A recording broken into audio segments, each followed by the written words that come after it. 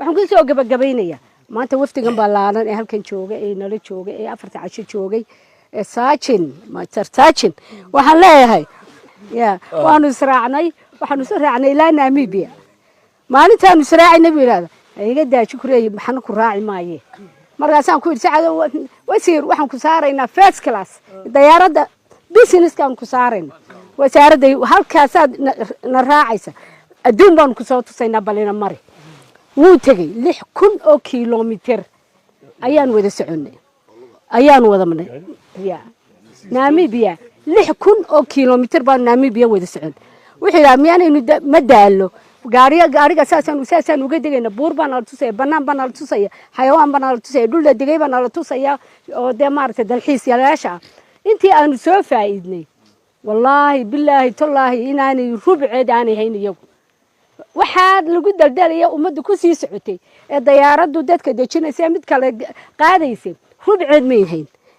waxaanu nala daawaysiinay cadceed baa dhacday waana soo baxday cadceed qurux badan baa soo idinku imisa subaxii cadceed qurux badan baa soo baxday intiina halkaati qofna intuu u jeestay ma ku hor quraacday saacadii anagu hadaba waan ku hor quraacan waanaanu ku tii dhacaysana waan ku cashayn kaalay halkan maxaynu eegaynaa inta cadceed baa dhacaysa waa lagu cashaynay marka adduunyadu sidaas weeye buurta soo ma qurux badna buur aad yaabaysa say 10 hog iyo 10 balaayo leh baa hudheel dabada loo dhigay markii aanu koraynay waxaan dhahay bismillaahir rahmaan tolo halkan ma masba ka soo bixin saabees si aan u soconay iyo quruxda markaan meeshii galay hudheelki buurtaas dadka laga iibinay taambuug baa laga iibinay meel la dhigay oo la leeyahay madaxa kuugu bogsanayo way qayladii magaaladii wixii baa ka nasanaysa hadda waa taambuug la xiray oo halkaana wax yar lagu karinayo ayaa buug dawaa ka sacade wallahi billahi anu waxaan idin leeyahay markaa ilaahay baa dhulidii siiyay ilaahay baa dalina siiyay